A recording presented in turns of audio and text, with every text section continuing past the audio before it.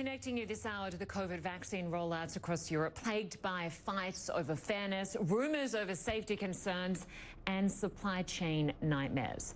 AstraZeneca is standing by new trial results from the US showing the vaccine to be 79% effective. More than a dozen countries halted their rollouts because of isolated reports of blood clots, although no link to the shot has been found. Well, meanwhile, Europe's two largest economies, France and Germany, have imposed new restrictions to battle rising infections, along with several other nations.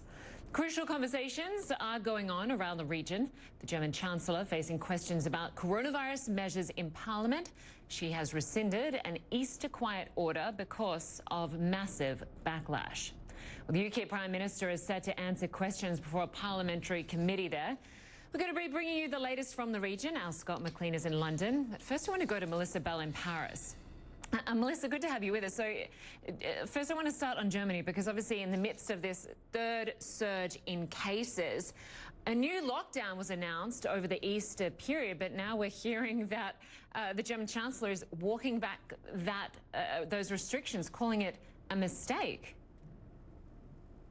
That's right. Pretty extraordinary U-turn there, Lynda, and one that led her to provide an apology today. In fact, what we've seen in Germany, Lynda, as we've seen in other European countries these last few weeks, is those new variants really making very fast and dangerous progress, and in particular, the variant first identified in the United Kingdom.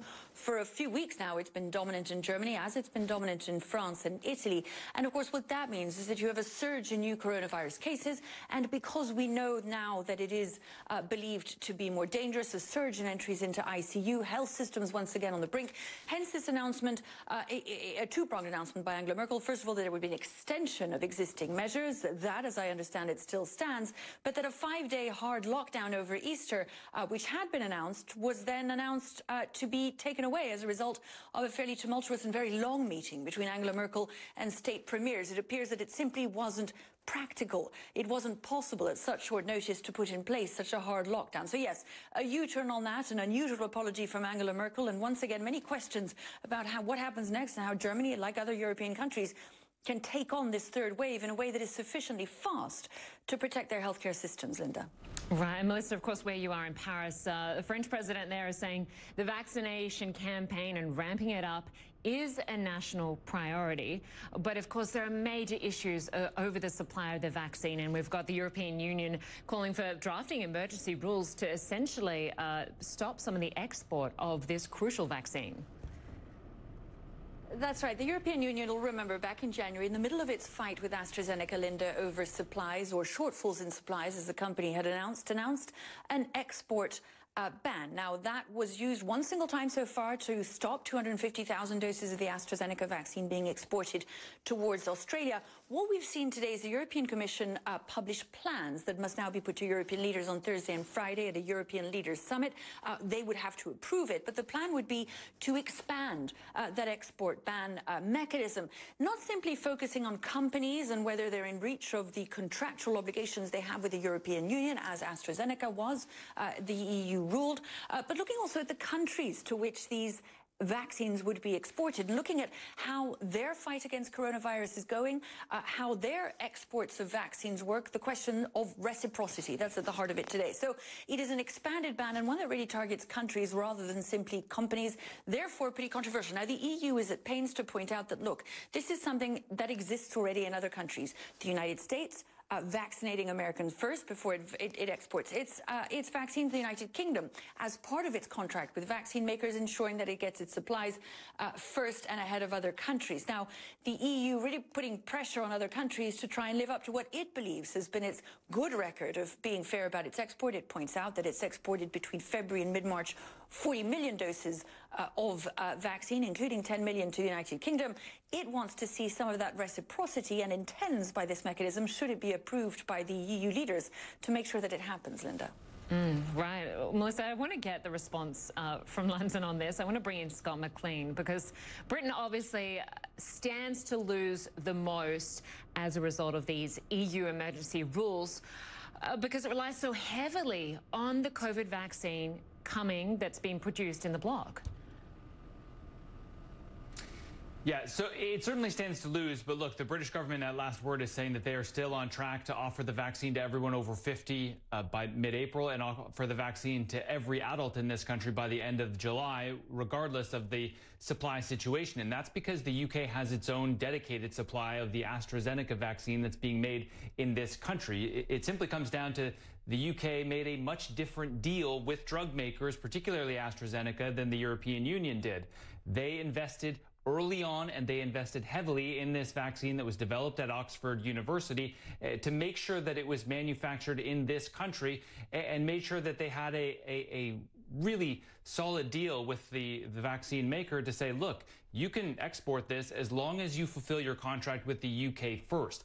The EU clearly made a different deal here, and you can understand their frustration and the points that Melissa is making over there in France, that, look, they ordered 120 million doses, they say, from AstraZeneca that were supposed to be delivered by the end of March, and they're going to get maybe a quarter of those if they're lucky, it seems, at this point. And when you look at the vaccination numbers, and we have a graphic that illustrates just how far ahead the UK is, vaccinating 3 times the proportion of its population than Italy and Germany and Spain and France.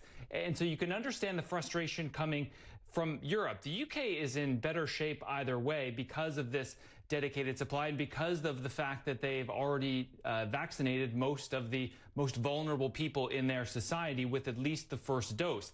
The British Prime Minister has been outspoken this week saying, look, there's no need for export controls here. We don't want any kind of blockades. We certainly wouldn't retaliate against the EU if they were to impose something like that. But that's pretty easy for them to say, considering they're not really exporting, period. And I want to show you an exchange between a British journalist and the Vice President of the European Commission that seems to really sum up the debate across the channel. Listen. Why are you seeking to punish countries which have been more successful than the EU in vaccination, like the UK and Israel? And is this the new level playing field? Everyone has to be as bad as each other? Thank you. Well, our export authorization mechanism is not, so to say, addressed at any specific country. But it's clear that in the EU we also need to ensure vaccination of our own population. So Lynda, that journalist's question there, maybe summing up the sentiment amongst the British population that, look, the government here, obviously, by any objective set of standards, made a better deal with drug makers than the EU did, and so why are they to be punished for that? Exactly, and we did hear the British Prime Minister say that capitalism and greed is the reason Britain has inoculated so fast. That comment was made on a Zoom call, and clearly the Prime Minister is now embarrassed about that. Yeah, so this was made actually during a closed-door meeting with backbench Conservative MPs yesterday, and the comments that he made, according to multiple sources who spoke with CNN and confirmed what was said on the call, he said that the UK's successful vaccine rollout was, quote, because of capitalism, because of greed, my friends. Now, he quickly realized what he had said in that meeting, according to those sources, and retracted the comments that said that he regret them.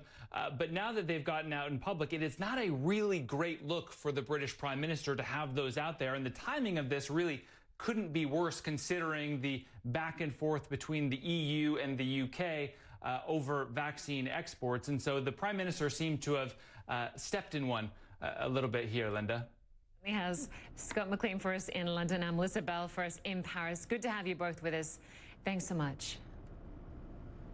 We're still ahead on Connect the World. Will Israeli voters have to do it all again and go back to the polls for a 5th time? I'm going to check in with the editor of the Times of Israel when we come back. Stay with us.